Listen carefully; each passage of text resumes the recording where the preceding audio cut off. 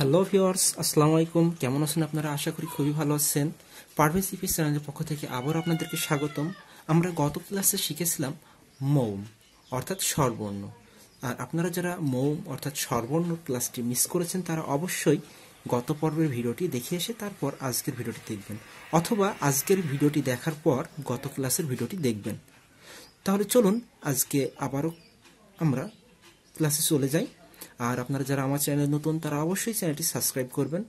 আর আমাদের চ্যানেলের নাম হচ্ছে পারভেজ ইপিএস। আপনারা যদি ইউটিউবে এই চ্যানেলের নাম ধরে বা ইপিএস পারভেজ বা পারভেজ ইপিএস লিখে সার্চ দেন তাহলে প্রথমেই আমাদের চ্যানেলটি পেয়ে যাবেন। তাহলে আর বেশি কথা না বাড়িয়ে চলুন শুরু করা যাক আজকের আমাদের ক্লাস ব্যঞ্জন বর্ণ। লক্ষ্য করুন, আমরা গত ক্লাসে আলোচনা করেছিলাম যে ব্যঞ্জন বর্ণ 14টি।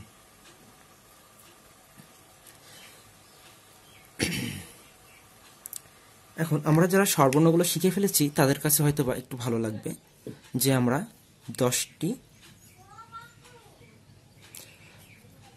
স্বরবর্ণ আমরা শিখে গেছি।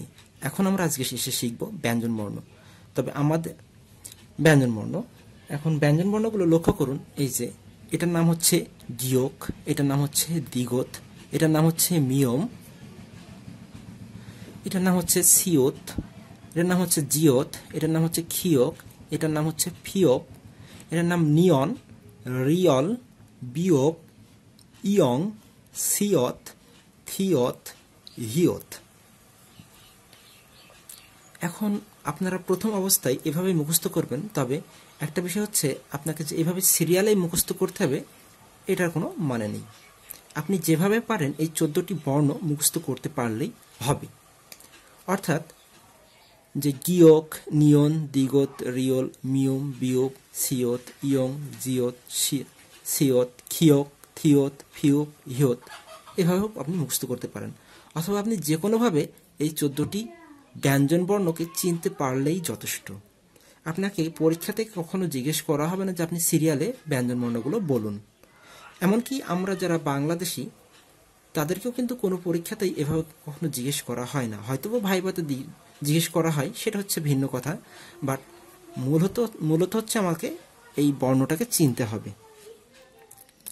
এখন আমাদের চ্যানেলে প্রথমে একটি ভিডিও ছাড়া আছে, কোরিয়ান টিচারের সাথে আপনার পড়াটা মিলিয়ে নিন স্বরবর্ণ এবং ব্যঞ্জন বর্ণ।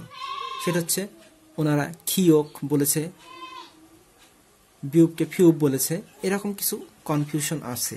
তবে সেটা আমি এখনই না বলে আপনাদেরকে পরবর্তী ক্লাস নিতে নিতে সে বিষয়টাকে ক্লিয়ার করবো আশা করি। তো প্রথমে যদি আপনাকে কোনো নিয়ম চাপিয়ে দেওয়া হয় তাহলে আসলে আপনি পড়াটা বুঝতে পারবেন না বা একটা ভয় ভীতি চলে আসবে। সেই কারণেই আমরা প্রথমে বিষয়গুলোকে না বুঝিয়ে পরবর্তীতে আশা করি বোঝাবো। তাহলে এখন আমরা আসি যে এটার নাম হচ্ছে গিয়ক, এটার নাম নিয়ন, তাহলে এটার নাম হচ্ছে গিয়ক আর এটার নাম হচ্ছে নিয়ন। লক্ষ্য করুন, একটা হচ্ছে উপর থেকে দাগ আর নিচ থেকে এই দিকে দাগ। আটার নাম হচ্ছে দ্বিগত, এটা আবার এই পুরোটাই দাগ। আর আটার নাম হচ্ছে মিয়ম, যেটা পুরো 4 কোণা স্কোয়ার। আবার আট হচ্ছে বিয়োপ, যেটা আবার স্কোয়ার না হয়ে মোটামুটি মাথা দিয়ে আট ওঠানো আছে। তাহলে গিয়ক, নিয়ন, দ্বিগত, মিয়ম, বিয়োপ, প্রায় কাছাকাছি। আবার লক্ষ্য করুন যে নিচেই আছে খিয়ক আর থিয়ত, যে তাহলে খিয়ক আর থিয়ত। তো ওটা আছে ইয়ং আর এই যে হিয়ত, একই ধরনের লেখাগুলো।